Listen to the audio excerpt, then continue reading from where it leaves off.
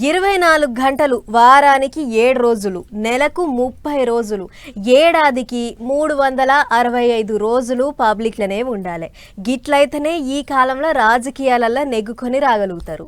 ఆ మాసకు పున్నానికి పలకరిస్తాం, ఎలక్షన్ల టైంలోనే పోయి ముఖం చూపిస్తాం అని అంటే పబ్లిక్ అసలే పట్టించుకోరు. అందుకే ముఖ్యమంత్రుల కాడ నుంచి మంత్రుల దాకా ప్రతి ఒక్కళ్ళు ఇప్పుడు జనం మధ్యలోనే ఉంటుర్రు. తొలుత గాలి మోటార్ దిగిండు, అటు వెనక ఏసీ బస్సు దిగిండు, ఆఖరికి గిట్ల ఆటో ఎక్కి దిగిండు సీఎం చంద్రబాబు సారు.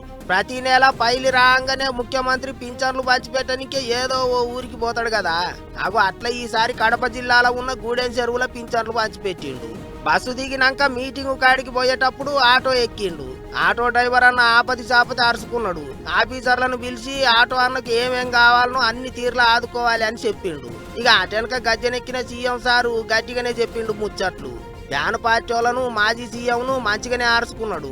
బలగం వేసుకొని పోయి లొల్లులు చేసేందుకు చూస్తాండ్రు. గట్ల చేస్తే ఏ సర్కారు వాళ్ళైనా ఏంటి కూకుంటారు, అసలు ఊకునేది లేదన్నట్టు గర్వమైండు ముఖ్యమంత్రి. అంతేకాదు మాజీ సీఎం జగన్ సారు ఇలాకా అయిన కడప జిల్లాలో వచ్చే ఎలక్షన్లలో 10కి 10 సీట్లు సైకిల్ పార్టీనే గెలిపియాలి అని అడిగిండు పబ్లిక్ ను.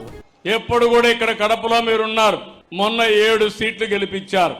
నాకు అనిపిస్తుంది ఈసారి 10కి 10 సీట్లు కూడా గెలిపించడానికి మీరు సిద్ధంగా ఉన్నారు కాదన్నట్టు. ఓ దిక్కు ఒంటిమిట్ట, ఇంకో దిక్కు గండికోట, నడమ కడప దర్గా, ఈ మూడింటిని ఎన్ని కోట్లయితే మాయే ఎలుగుల చేసి కడప జిల్లా పేరు పెద్దగా చేస్తాం అన్నట్టు చెప్పుకొచ్చిండు సీఎం సారు. సగం సగం కట్టిన ప్రాజెక్టులన్నీ పూరముట్ట చేసి నీళ్లు బారిస్తాం, కుప్పానికి కూడా నీళ్లు తీసుకుపోతాం అన్నట్టు మాట్లాడిండు. అన్నిటికి మించి గండికోట గురించి గట్టిగానే చెప్పిండు ముఖ్యమంత్రి. గండికోటకు పోయి అన్ని తీర్ల తిరిగి చూసి కొత్త పనులకు శంకుబండ బాతిచ్చిండు.